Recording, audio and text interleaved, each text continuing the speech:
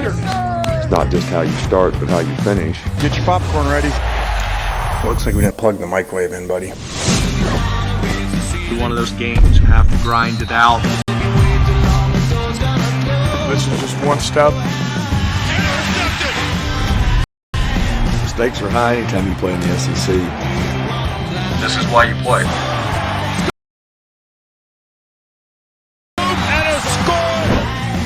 This is a big game. We want to win it. You're either elite or you're not. The SEC entered October with 6 schools ranked in the top 15, but only 2 of those teams won last week. Number 1, Alabama. Number 2, Georgia. With dominating wins over ranked opponents, the Crimson Tide and Bulldogs seem to have separated themselves. Both rank in the top 5 of offensive and defensive efficiency. Undefeated Georgia faces a 1-loss Auburn team on Saturday.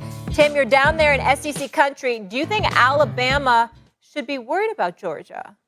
Absolutely. I mean, if you watch them play, if you look at that defense, if you look at all the playmakers, how physical they are on special teams, I think if there's a question mark for Georgia, it's how will their offense handle big games? How will they handle press coverage? Do they have enough playmakers on the outside?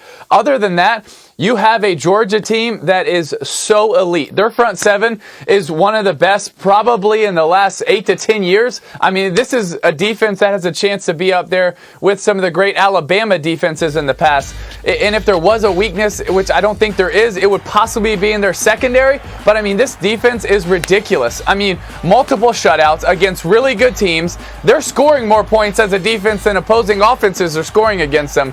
I think if you're Alabama, you absolutely have to look at them and say, you know what, we have to go out, we have to play our best game to be able to beat this Georgia team. That's how good Georgia is right now. Mere bag of shells, mere bag of shells. Ain't no reason to be worried if you're Alabama. You understand? I tried to tell you this, that you had one good weekend. Your Florida Gators showed up, was highly competitive, almost won the daggone game. I was shocked. I gave them props. But then you took it too far, Tim Tebow. You took it too far. I do remember you talking to me about how Ole Miss was going to give Alabama a run for their money. And what happened? Do you want to say it with me? Roll Tide. Did you see that? Held scoreless in the first half, 35 unanswered points by the Alabama Crimson Tide. I mean, please.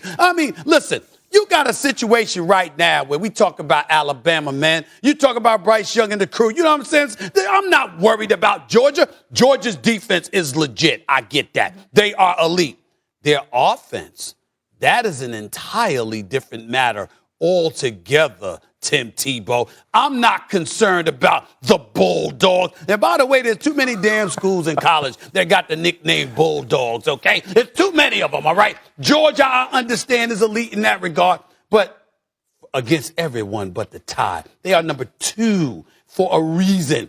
You got to play both sides of the ball. They got an elite defense, no doubt about it. Tim Tebow's absolutely right about that. Their offense is an entirely different matter altogether, scoring 10 points against Clemson. Please, ain't worried about no Georgia. They're going to get rolled, too. All right, first of all, Stephen A., you know one of the differences between me and you? Yes, is sir. I can admit when I was wrong, and I was wrong. I thought Ole Miss was going to be more competitive. I thought they were going to score more. So you know what? I was wrong. I can say that open and honestly.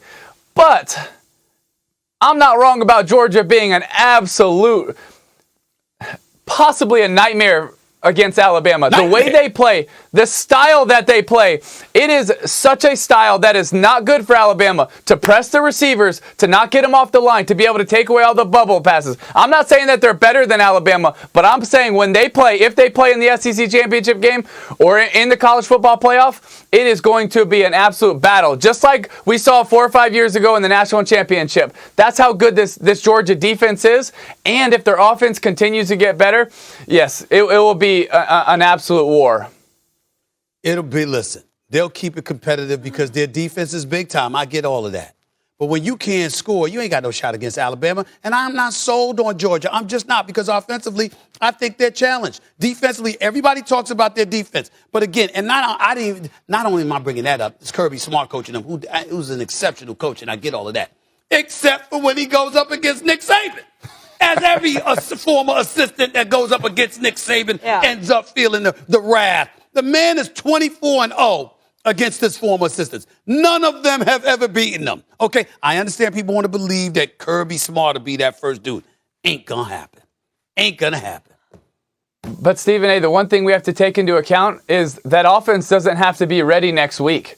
They won't play Alabama until the end of the year in the SEC championship game or in the college football playoff. So that what that offense has to do is continue to develop, to find more and more playmakers, because you got to remember, they lost their two top playmakers, their best receiver, their best tight end in preseason. They don't have them. So that offense is also trying to figure out who they are and developing guys.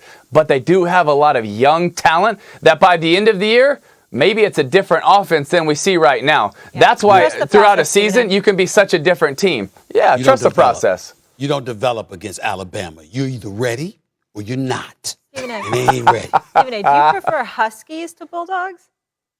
NFCs, let's go. My New York football Giants getting it together, keeping hope alive. We've been seeing solid play from Daniel Jones and Saquon Barkley. As for Dallas, they're looking like a Super Bowl contender. Dallas is favored by 7. But divisional games, obviously, always a dogfight. Stephen A., do you trust the Cowboys? Absolutely not.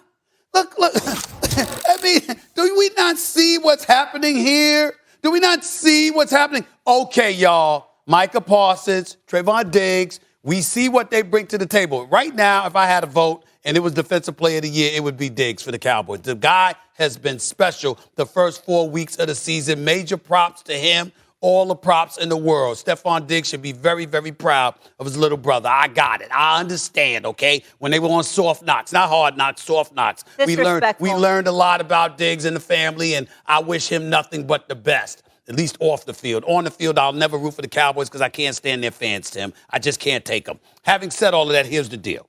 You got Dak Prescott and that offensive firepower on every level, from the offensive line to Ezekiel Elliott and Pollard to CeeDee Lamb and Amari Cooper. Michael Gallup hasn't even been in the lineup for a while, but this kid Wilson could play as well. Schultz has done good things for them at the tight end spot.